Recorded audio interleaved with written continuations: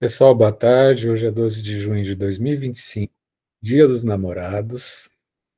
Estamos numa atmosfera afetuosa no Brasil, porque essa data é só no Brasil. É 17h35 agora. E a gente hoje vai começar uma nova etapa do nosso estudo, que é a segunda grande parte do livro da Hannah Arendt, Origens do Totalitarismo. Boa tarde, Johnny. A gente vai entrar agora, encerramos a intensa, comovente narrativa do antissemitismo, e vamos agora para uma outra frequência também da experiência totalitária, que é o imperialismo, com a generosa facilitação da Nazaré Cruz, que vai trabalhar no livro que é o padrão aqui nosso, né, que é a única edição que tem, do prefácio, que começa na página 181 e vai até a 201, passando pelo primeiro tópico, que é a expansão e o Estado-nação. Né? E lembrando que semana que vem é feriado, então a gente não vai ter encontro de estudos humanistas, e que a gente retorna no dia 26 de junho, estudando o Poder e a Burguesia, da 201 a 218, com a Miriam Santiago, tá? A Miriam ainda não está aqui hoje, mas a gente vai conversando para confirmar semana que vem da Miriam. Semana que vem não, daqui a 15 dias, né?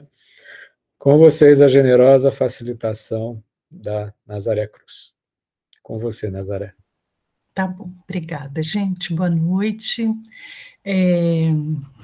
Para começar a conversa aqui hoje, eu fui buscar uma passagem do prefácio ao livro, aquele primeiro prefácio lá, eu voltei um pouco nele, porque ali tem uma coisa, quando eu li a primeira vez, né, que me toca um tanto e que talvez fale um pouco dessa minha busca pelo texto da Arendt, e, de certo modo, também fala um pouco sobre o meu silêncio até aqui, nesse grupo, né? Eu vou ler para vocês e depois a gente entra lá no prefácio do imperialismo. É um parágrafo da página 12. A convicção de que tudo o que acontece no mundo deve ser compreensível pode levar-nos a interpretar a história por meio de lugares comuns. Compreender não significa negar nos fatos o chocante, eliminar deles o inaudito, ou, ao explicar fenômenos, utilizar-se de analogias e generalidades que diminuam o impacto da realidade e o choque da experiência. Significa, antes de mais nada, examinar e suportar conscientemente o fardo que o nosso século colocou sobre nós, sem negar sua existência, nem vergar humildemente ao seu peso. Compreender significa, em suma, encarar a realidade sem preconceitos e com atenção, e resistir a ela, qualquer que seja. Então, para mim é um pouco só para compartilhar com vocês que é com esse espírito que eu tenho tentado fazer as leituras, acompanhar as discussões e ficar em silêncio a maior parte do tempo. Bom, hoje, para a gente, nessa parte que eu fiquei responsável por preparar, a gente tem o prefácio, né? O prefácio a essa parte 2 do livro, que trata do imperialismo. Eu vou destacar algumas coisas no prefácio que eu acho que me ajudam a entender, compartilhando com vocês, então, um pouco da minha leitura, né? Já no prefácio, Hannah Arendt vai colocar para a gente um período aqui, que ela denomina de era imperialista, né?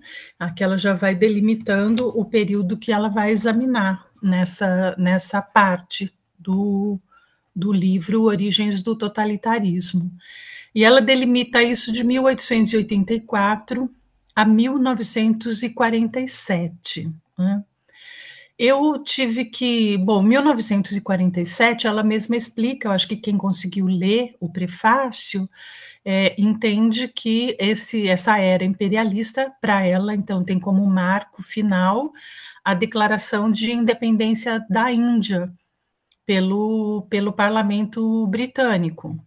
Mas, para mim, o 1884, eu não consegui achar no texto dela referência, eu tive que buscar fora, e foi o que eu encontrei foi a Conferência de Berlim, que ficou também conhecida como Conferência da África Ocidental ou Conferência do Congo. Ela foi organizada pelo Bismarck, chanceler do Império Alemão, para estabelecer regras para a divisão da África entre as potências europeias. Então, foi uma conferência que estabeleceu bases para a colonização e para a exploração da África, com as potências europeias fazendo a partilha do continente, né? Então, enfim, abre um período de intensa expansão colonialista europeia no continente africano, né? E, enfim, então talvez seja por isso que ela coloque essa data de 1884. Por que eu estou falando disso? Porque, para mim, foi um pouco trabalhoso compreender essas referências temporais, né? Porque nem sempre ela explicita no que ela está se baseando, e porque, assim, quando você vai, então, fazendo pesquisa em outros lugares e tal, a gente vai vendo que quer dizer, a colonização da Ásia, da própria África e tal, ela começa antes dessa data, né? E ela se estende para além de 1947, mas acho que aqui ela usa, então, me parece, 2 marcos referenciais importantes para delimitar esse período, né, como um período de política expansionista, por amor à expansão, segundo ela, né, que é algo que eu também tenho dúvida se eu, de fato, chego a compreender, né, mas uma política expansionista que é diferente daquelas políticas de fronteiras, de expansão de fronteiras nacionais por meio das guerras, né? Ou mesmo dos processos de formação dos grandes impérios, como o Império Romano. Ela volta a isso depois, né? Por exemplo. Então, essa política imperialista desse período aqui, para Arendt, nasce do colonialismo e ela é tornada possível pela incompatibilidade, porque eu acho que essa é uma outra tese central dela aqui, né, do sistema de estados nacionais com o desenvolvimento econômico e industrial do último terço do século XIX. Então, eu acho que esse me parece ser um argumento central, que talvez a gente não consiga realmente compreender até o momento da leitura, que eu não me adiantei, eu estou parando na página 201, então aqui a gente começa talvez a entender um pouco dessa tese dela, né, de que existia uma incompatibilidade entre o Estado-nação, né, e o desenvolvimento econômico, industrial, do capitalismo, né, e da burguesia a partir do final do século XIX. Né. Então, a gente volta um pouco nisso depois, quando for tratar da emancipação política da burguesia, especialmente no item que trata da expansão e do Estado-nação. Então, esse é o período do qual ela vai tratar, né, no livro, mas ela, nesse prefácio, ela vem trazendo coisas, o prefácio é escrito em 1967, e aí ela vem trazendo coisas daquele momento também, né, para dizer para a gente, assim, porque ela vai falar dessa independência, ela vai falar de 1947 como um marco, por conta da declaração da independência da Índia, né? E aí ela acredita que depois disso nenhuma outra potência colonial europeia poderia continuar mantendo as suas possessões ultramarinas, né? E ela diz que Portugal foi a exceção, porque em 1967, quando ela escreve, Portugal ainda mantém como colônias Moçambique, Angola, Guiné-Bissau, não sei se outros, mas quer dizer, esses são lugares onde a independência aconteceu só na década de 70 do século passado. Então, ainda eram colônias naquele momento, e a Argélia, em 62, tinha deixado de ser também colônia da França, né? Então, são marcos aí para a gente tentar entender esse período.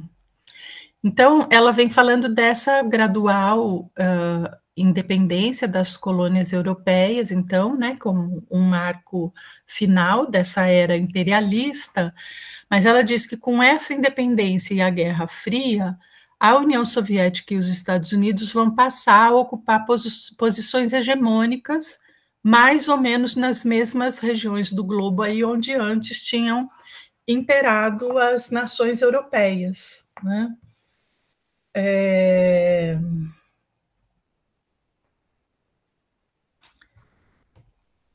Ela vai falar de um certo retorno da política imperialista, de uma volta à antiga prática, também no nível ideológico, que ela vai fazer referência à teoria do dominó e ao grande jogo, né?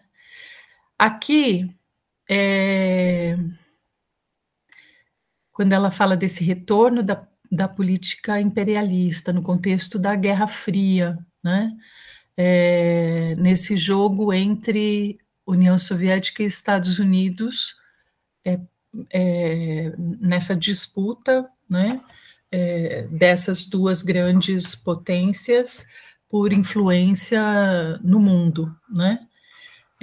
Ela vai dizer que aqui isso que ela chama de um retorno da política imperialista vai se dar de uma forma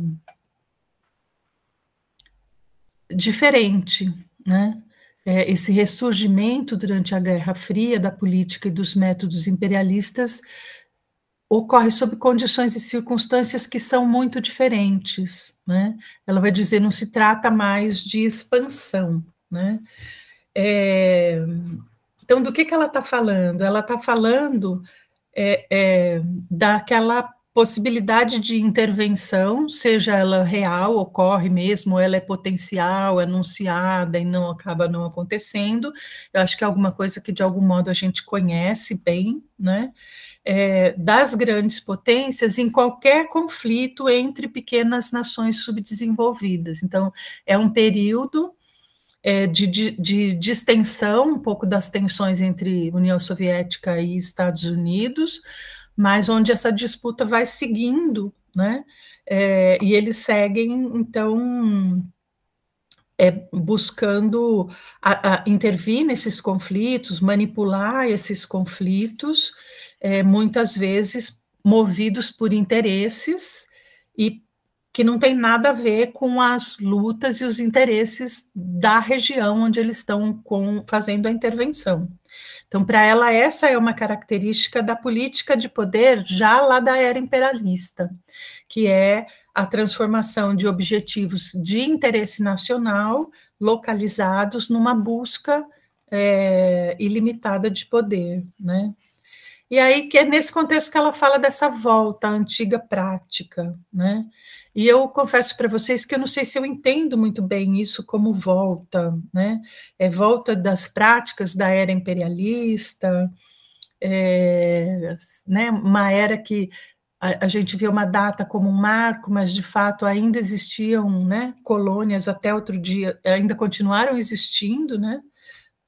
Quando ela escreve isso, a gente tinha 20 anos de independência da Índia, 5 anos de independência da Argélia, e tinha uma parte da África ainda colônia de Portugal, né?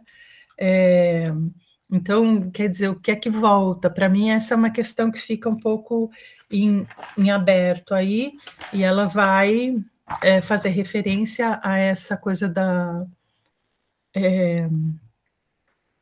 do jogo de dominó, né?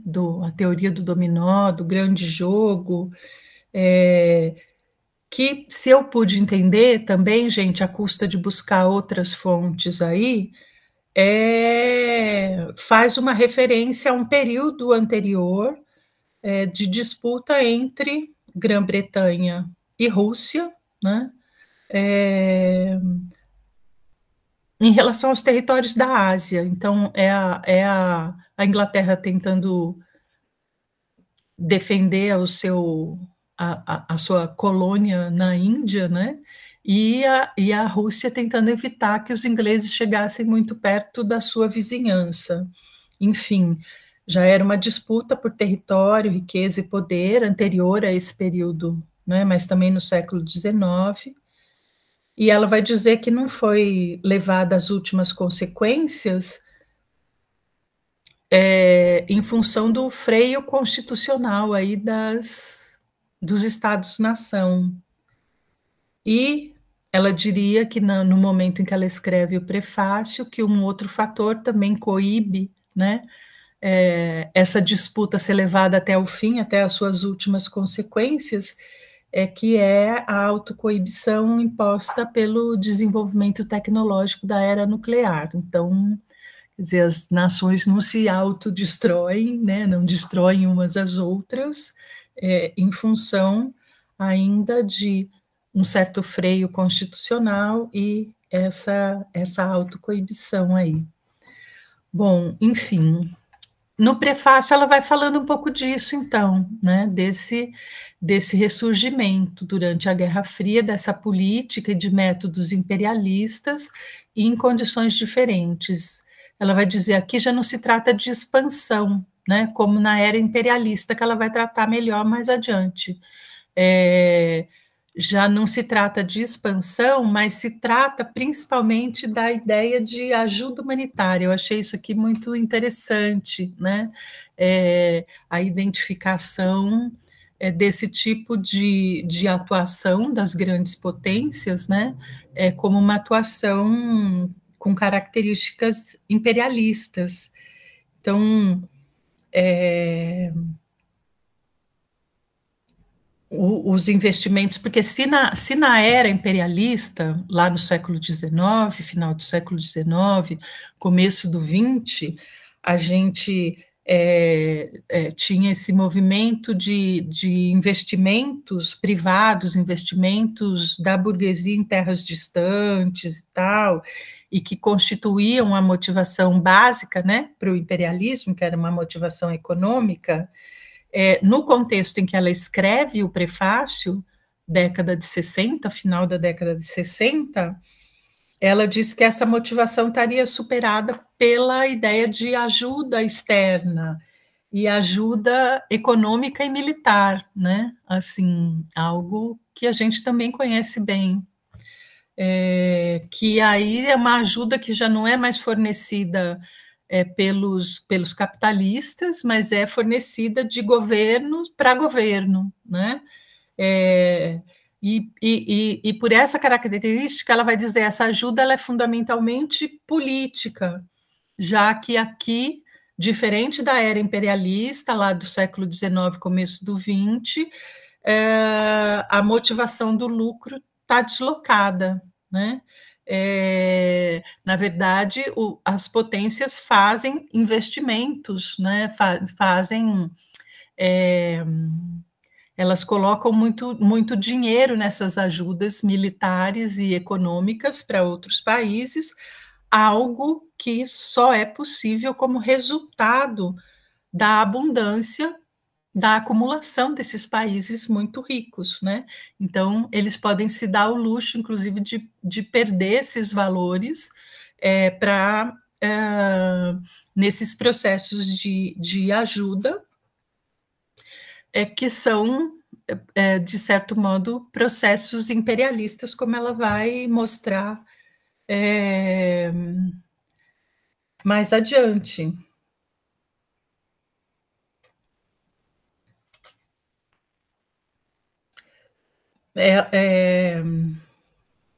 Um outro aspecto que ela destaca no prefácio sobre as tendências imperialistas mais recentes, né, aquelas da década de 60, é a força de alguns processos que tendem a solapar, impedir a existência de instituições republicanas, tanto de países que estão se organizando de firmarem suas constituições e tal, quanto de solapar instituições republicanas já consolidadas na Europa e tal.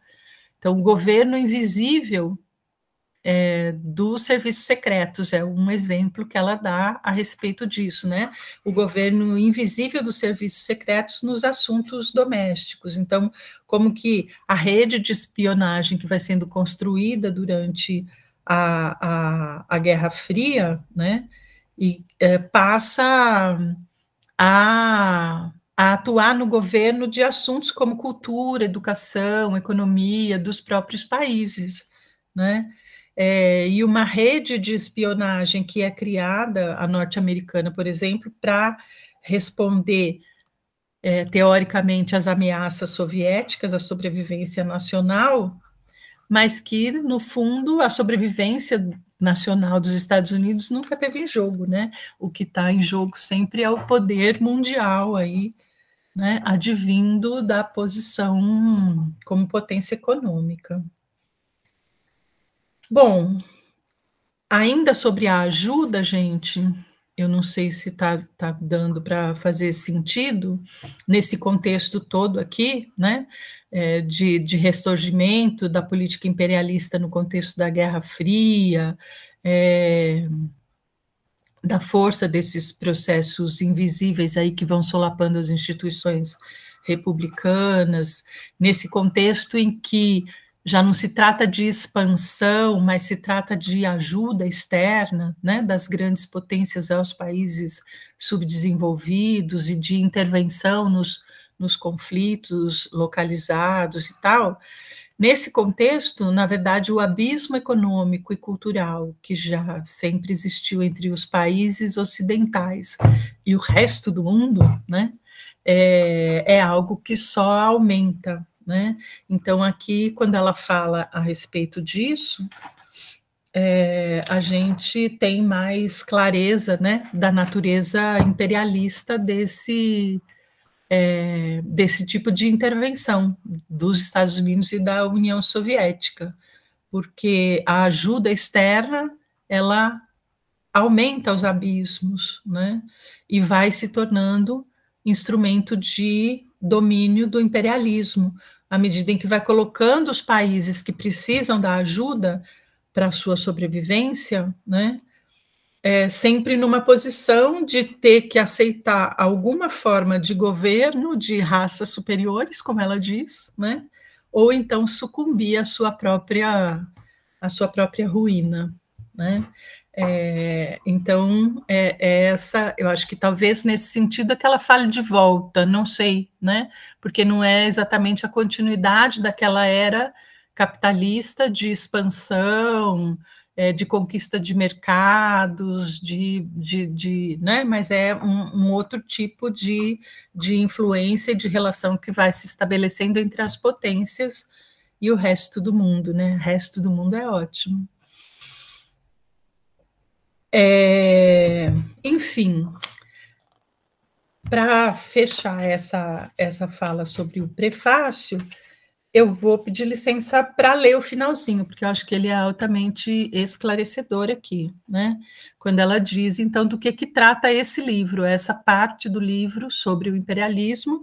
Então, ele diz, esse livro trata apenas do imperialismo colonial, estritamente europeu, que terminou com a liquidação do domínio britânico na Índia.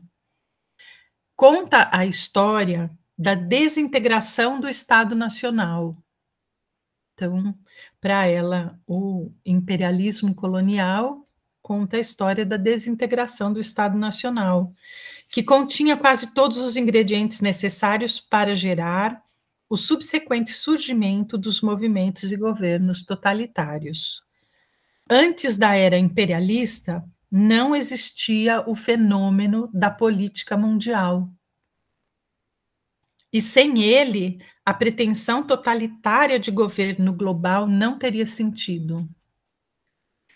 Durante esse período, contudo, o sistema de estados nacionais revelou-se incapaz de elaborar novas normas para o tratamento dos assuntos estrangeiros, que haviam se tornado assuntos globais, e de impor a sua paz romana ao resto do mundo. Sua estreiteza ideológica e miopia política conduziram ao desastre do totalitarismo, cujos horrores sem precedentes anularam a gravidade dos eventos ominosos e a mentalidade ainda mais ominosa do período precedente. Assim, os estudiosos do período totalitário têm se concentrado quase exclusivamente na Alemanha de Hitler e na Rússia de Stalin, esquecendo os seus predecessores menos nocivos, enquanto o domínio imperialista, a não ser para fins de insulto, desculpem, gente, enquanto o domínio imperialista, a não ser para fins de insulto, parece semi-esquecido, o que é deplorável, principalmente porque é mais do que óbvia a sua relevância para todos os acontecimentos contemporâneos. Assim, a controvérsia sobre a guerra não declarada dos Estados Unidos contra o Vietnã, quando ela escreve o prefácio, a gente está em plena guerra do Vietnã, tem sido conduzida de ambos os lados em termos de comparações, com exemplos tomados aos anos 30, época em que o domínio totalitário era realmente o único perigo claro e presente, e demasiado presente. Mas ameaças e palavras têm semelhança muito mais agorenta com os atos de justificações verbais que precederam a eclosão da Primeira Grande Guerra, quando uma centelha em região periférica de interesse secundário para todos os interessados serviu de estopim a uma conflagração de dimensões mundiais. Acentuar a infeliz relevância desse período semi-esquecido para os eventos contemporâneos não significa naturalmente nem que a sorte esteja lançada e que estejamos entrando em um novo período de política imperialista, nem que o imperialismo deva terminar no desastre do totalitarismo, sempre. Por mais que possamos aprender com o passado, isso não nos torna capazes de conhecer o futuro. Eu gosto disso também. Bom, esse é o prefácio, gente. Eu não sei se valeu a pena ou se eu fiz mais, foi confusão aqui. Fantástico, fantástico.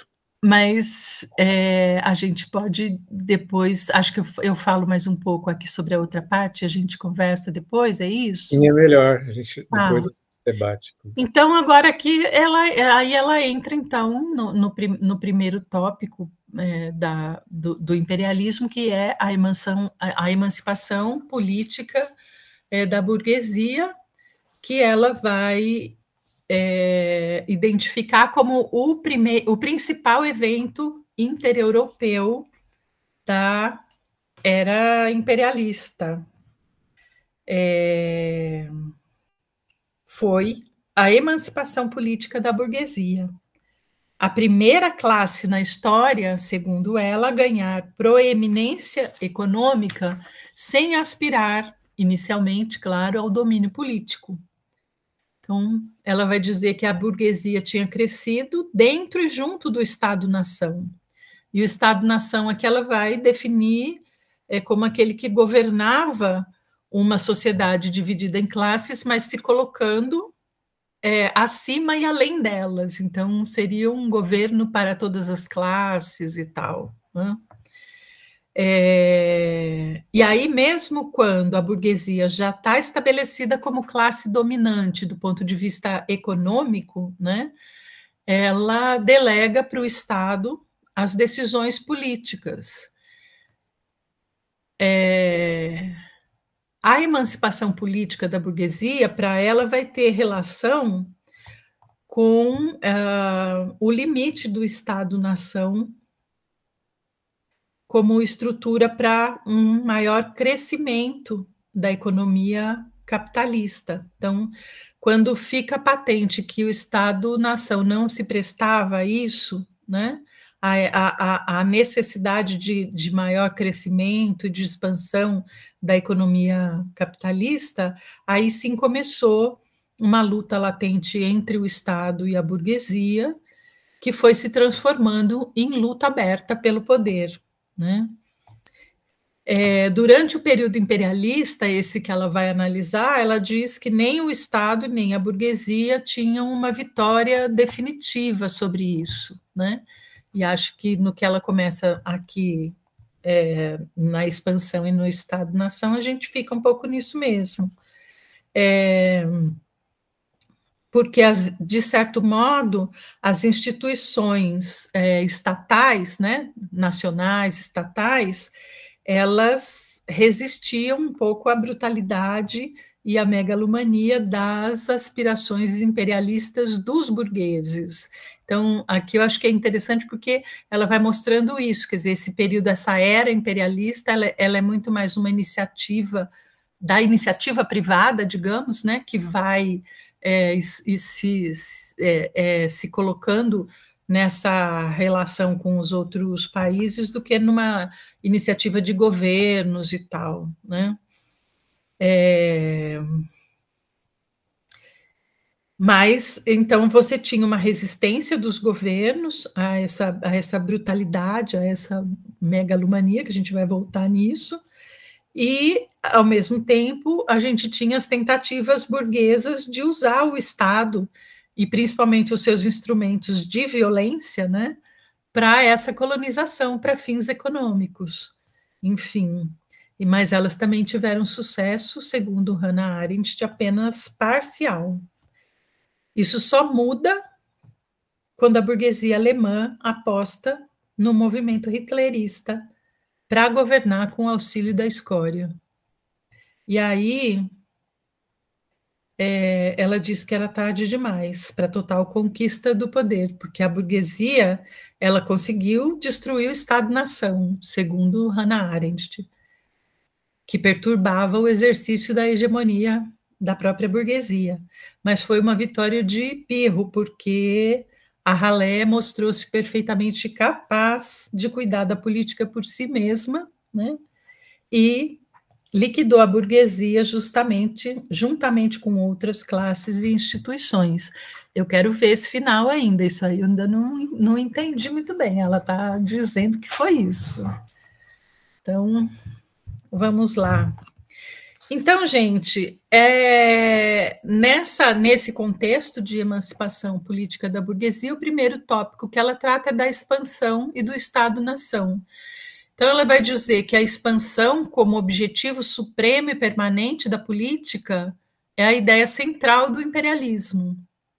Embora a ideia de expansão em si seja muito mais um conceito econômico do que um conceito político, porque ele atendia a esses interesses burgueses de expansão da indústria e das transações comerciais para além dos limites, né, das nações.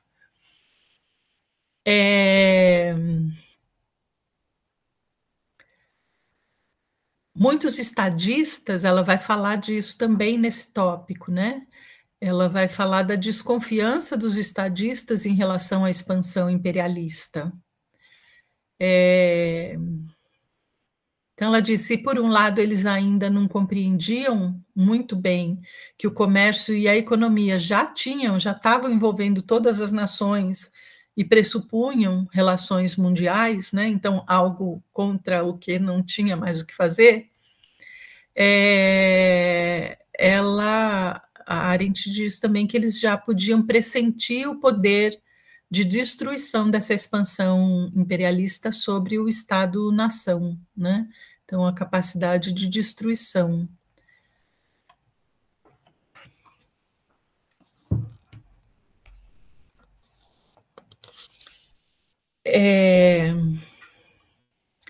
Gente, eu gosto de ler uns trechinhos, porque eu acho que ajuda. Tudo bem para vocês? Porque quando ela fala disso, né? Ela, lá no finalzinho da página 191,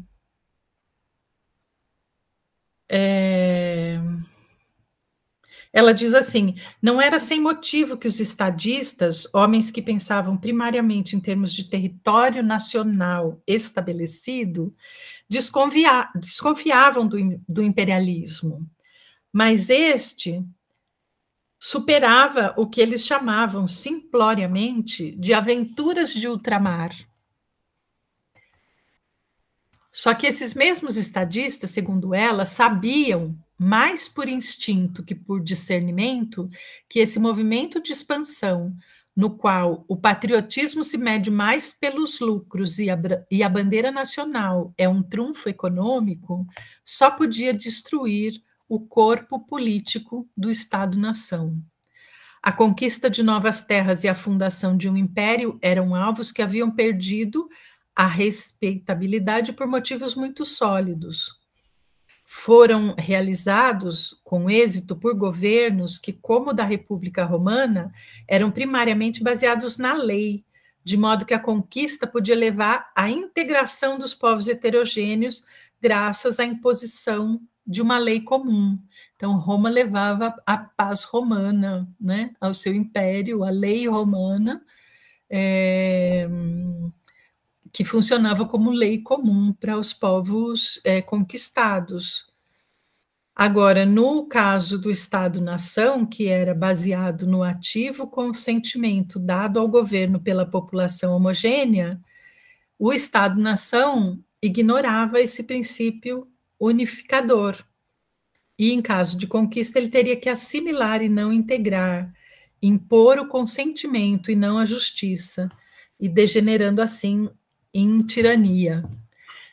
Ela vai falar muito de uma evidente contradição, né, que parece ser inerente entre o imperialismo, entre esse movimento econômico de expansão e a ideia de Estado-nação, né?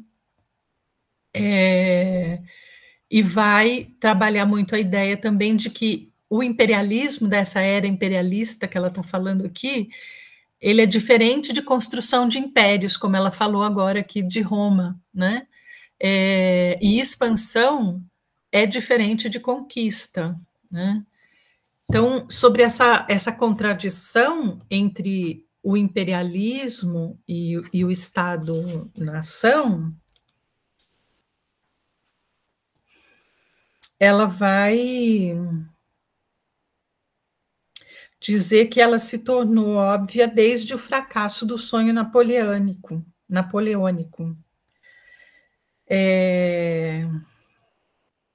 O fracasso de Napoleão na tentativa de unir a Europa sob a bandeira francesa indicou o quê? Que quando a gente está falando de Estado-nação,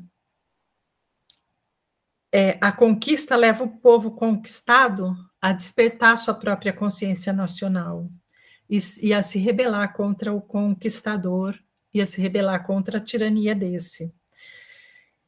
E a tirania, né, embora a tirania por não necessitar de conhecimento possa dominar com sucesso povos estrangeiros, ela só pode permanecer como forma de poder se destruir, antes de mais nada, as instituições nacionais do seu próprio povo.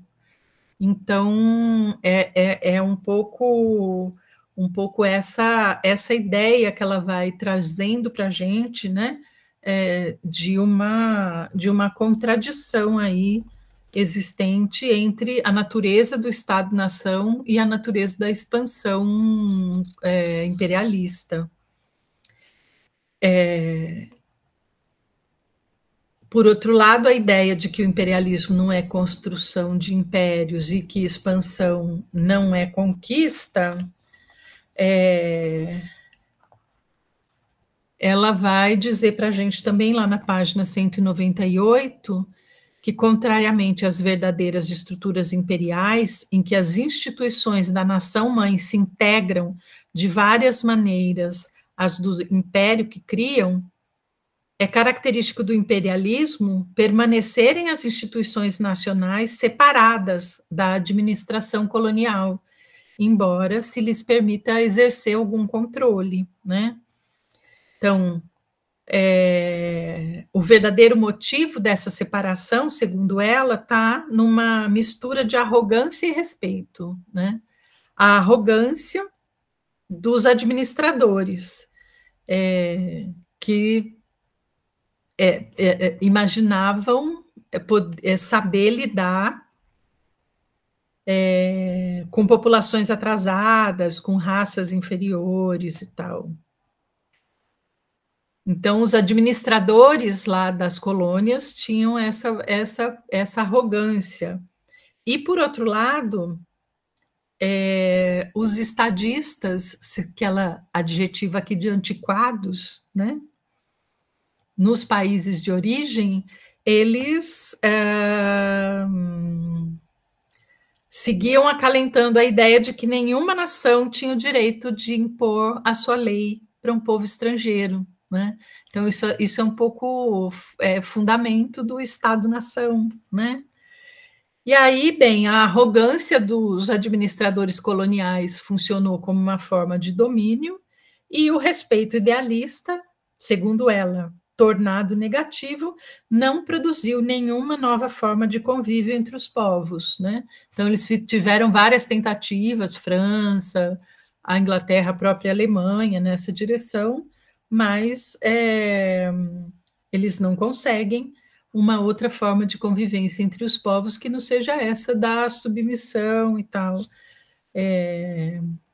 Enfim, mal conseguindo conservar dentro de certos limites as autoridades imperialistas que governavam lá nas colônias por decreto, né?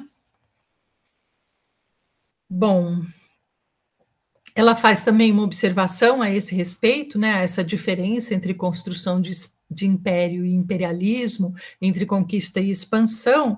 Ela faz uma crítica a historiadores contemporâneos, né, dela, que diante do espetáculo proporcionado pelos capitalistas engajados em buscas predatórias, empreendidas em todo o mundo por novas possibilidades de investimentos, atribuem ao imperialismo a antiga grandeza de Roma e de Alexandre, grandeza que tornaria as consequências do imperialismo mais tolerável do ponto de vista humano.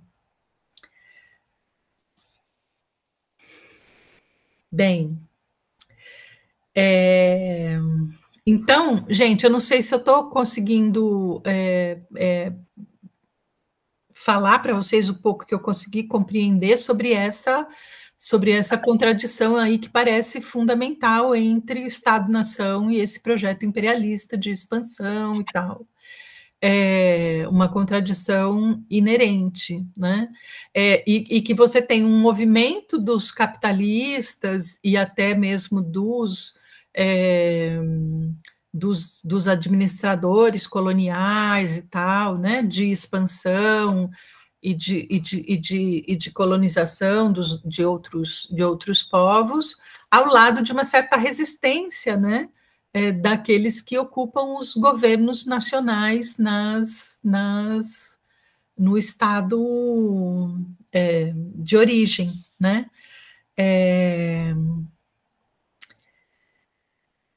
Mas o que vai acontecendo, segundo a Arendt aqui, é que os próprios representantes dos estados nacionais, os governantes, eles vão sendo convencidos, né, ou comprados, né, são duas opções igualmente válidas aí, ou eles são comprados pelos capitalistas, ou eles são convencidos da ideia de que o imperialismo era a única forma de conduzir a política mundial, né?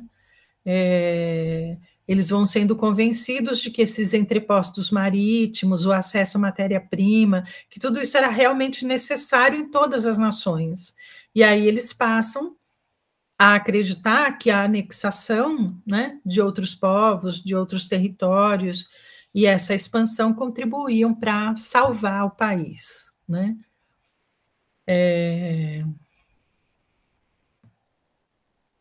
Então, aí começa então uma confusão entre essa diferença entre o estabelecimento de entrepostos marítimos e mercantis para fins de comércio e uma nova política de expansão aí, que é essa ideia da expansão por amor à expansão, me parece, né? Bom, mas mesmo os representantes dos estados nacionais tendo sido comprados ou convencidos, né, por essa ideia do imperialismo como única forma de conduzir a política mundial, isso não resolve, né, as contradições que seguem existindo, né?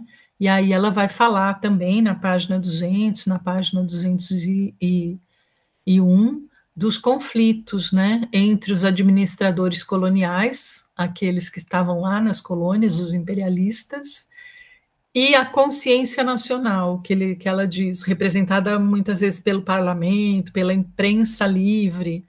Então, esses administradores coloniais estavam quase sempre em conflito com a consciência nacional, né?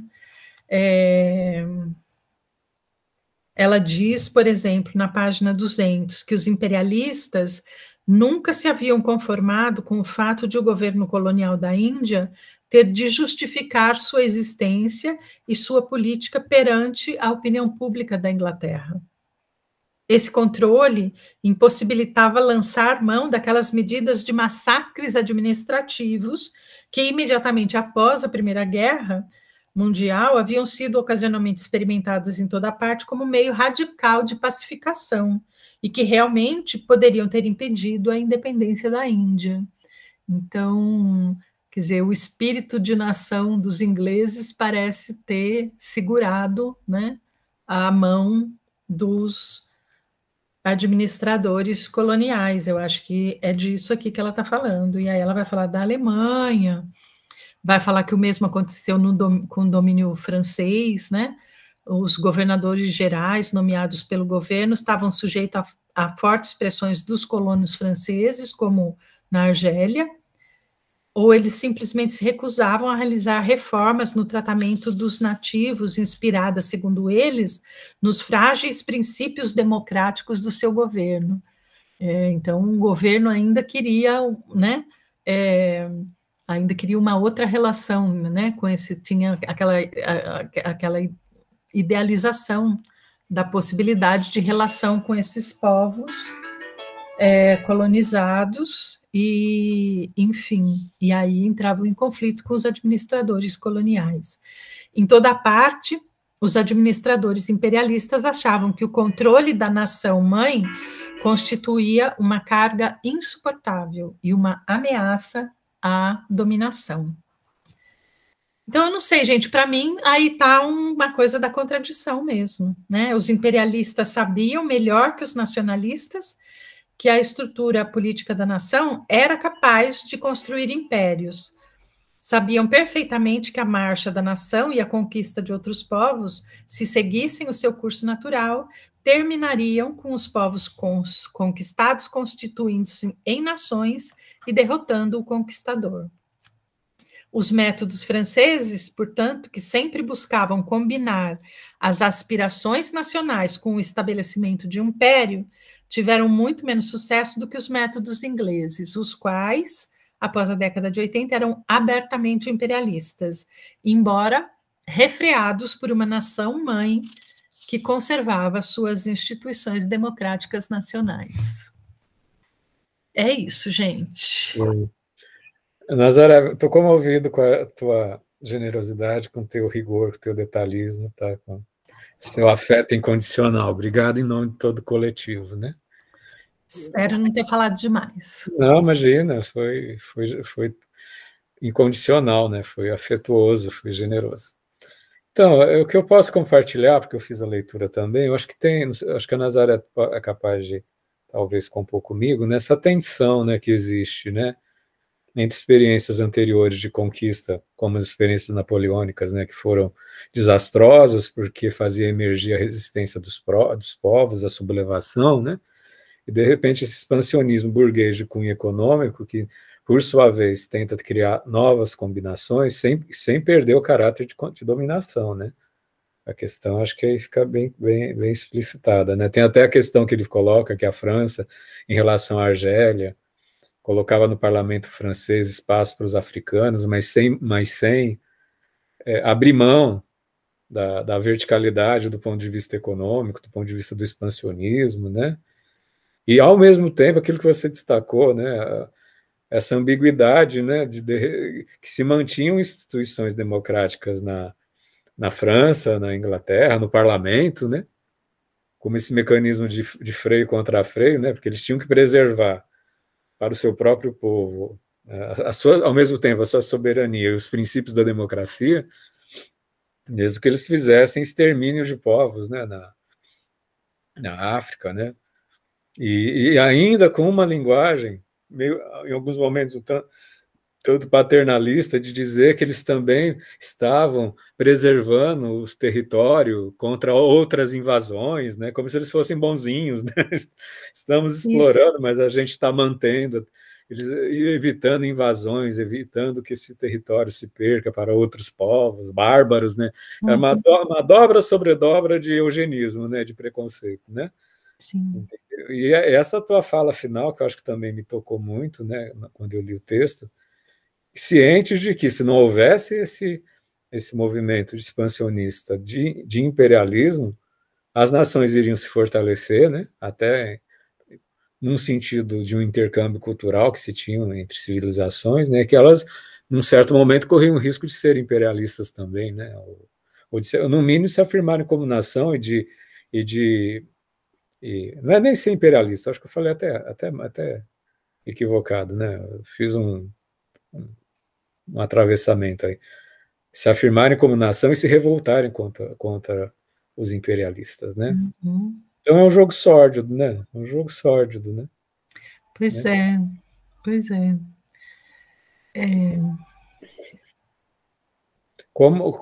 Se a gente pensar aqui do ponto de vista civilizatório, tem infinitas combinações, né? Por que a história contemporânea de 200 anos, né? Principalmente a história de nós, homens brancos, né? A história masculina, hegemônica do homem branco, né? Escolhe um processo afirmativo tão excludente, né? Acho isso é muito tocante. E a contraponto, né, que você colocou muito bem, do Império Romano, que também não é santo, né, mas que ele impunha sua lei da paz, né? A sede os fundadores do direito, né? E que, de repente, dentro desse contexto, como você colocou muito bem, no contexto contemporâneo, não existe essa imposição de uma lei, preserva-se a cultura e a administração local, desde que preservada a verticalidade dos administradores imperialistas, né, representantes da sede da colônia, né? Enfim, eu acho. Sim. Então é um jogo muito sutil. É sutil, mas é cruel, né? É É, cru. ele é, o que eu acho interessante, né, nessa forma como ela descreve até aqui, que ela vai trazendo aqui para a gente, é mesmo essa coisa dessas contradições todas, né? Inclusive dos próprios estados imperialistas, né? É, que eu acho que é essa contradição que ela fala entre a expansão imperialista e a própria ideia de Estado-nação, né? Sim, Então, como é que essas coisas vão se chocando, como é que eles vão fazendo movimentos de tentar conciliar, né? A expansão imperialista com alguns valores, né, de Estado-nação. Então, tipo, é isso, eu não posso, em tese, tiranizar o outro povo, mas eu tiranizo, né? sim. Vários pesos, várias medidas, né? É, É muito cruel. E se a gente acompanha o extermínio que teve dos povos da África, né, para justificar essa expansão, né? Isso me fez lembrar, gente, uma coisa completamente de associação. Assim, quando eu visitei o parlamento da Comunidade Econômica Europeia, tem o Museu da Comunidade Econômica Europeia. Não sei se vocês conhecem, mas tem essa história. eles são bem sinceros nessa história, sabe? Tem a parte da dominação da África, né, que tem justamente é um museu, né? Então você vê os tratados, você vê os recortes de jornal mostrando justamente do ponto de vista da dominação, né? É bem ilustrativo, né? Cruelmente ilustrativo. Eles foram mais ou menos sinceros, né? No lugar imperialista deles. Não tem muitos panos quentes, não, entendeu? E tem uma ala só sobre o Holocausto, né? Não sei se alguém foi. Fica a dica de quando for na Bélgica, visitar o Parlamento Europeu e principalmente o Museu da Comunidade Europeia, onde eles mostram tudo isso de uma maneira bem sangrenta mesmo, sabe?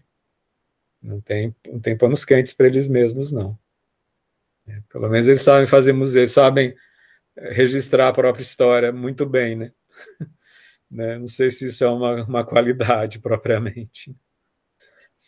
Mas alguém quer compor, gente? Que nem eu coloquei no WhatsApp, gente, hoje excepcionalmente eu vou ter um compromisso, mais tardar, 18h40, 18h45, a gente vai ter que finalizar, porque eu vou ter que sair, tá? Alguém quer comentar? Se alguém leu, quer dizer, aquilo que eu sempre faço, se alguém leu, comenta o que leu, se alguém não leu, a percepção dessa fala maravilhosa da Nazaré, que é muito comovente a bagagem, né, que ela projeta nessa fala. Natane, por favor. Boa noite a Boa noite. todos. Bom, eu pensei em algumas coisas, assim, né? Veio algumas lembranças aí históricas. E não sei se faz sentido, né? Assim, o que eu pensei, né? Diante aí, né? Desses capítulos, né? Trechos aí de hoje. Mas aí, enfim, né? Assim, vocês me falem, né? Eu pensando nessa ideia, né, de que a ideia esse imperialismo, né, que a Hannah Arendt traz, né, reconfigurado, né, de que eu vou ali ajudar os países subdesenvolvidos, né, eu vou ali e tal, mas o interesse não é realmente ajudar, né, não vou ali, nossa, como sou, né, ali um país super, assim, né, bondoso, né, para ajudar aquela nação, claro que não, né? Então eu quero, na verdade, crescer economicamente, politicamente, dominar, né, e porventura, né, expandir mais ainda a minha dominação, né? E aí, assim, na hora que foi trazendo um pouco, né, ali dos Estados Unidos, da União Soviética, dessa rede de espionagem dos Estados Unidos, eu fui lembrando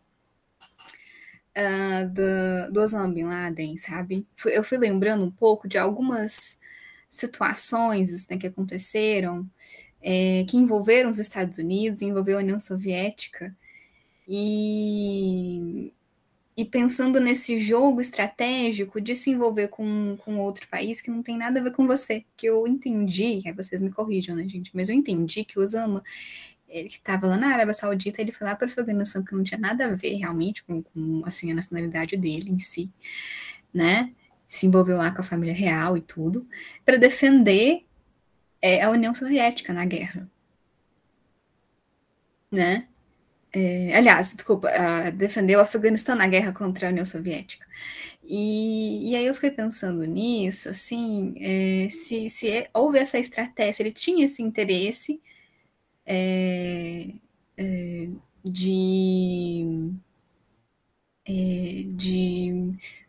unir um povo ali, né, com um pensamento parecido com o dele, mais voltado para a religiosidade, né, que ele tinha, né, que era uma muçulmana, porque entendia-se que ele pretendia expandir, né,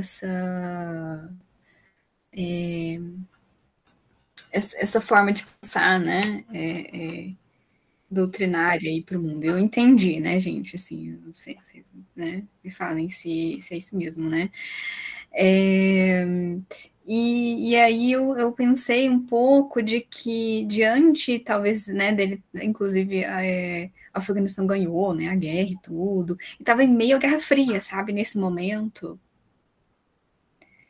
E aí, depois que a União Soviética, então, é dissolvida, e aí o que fica de grande potência, né? Os Estados Unidos ali, né?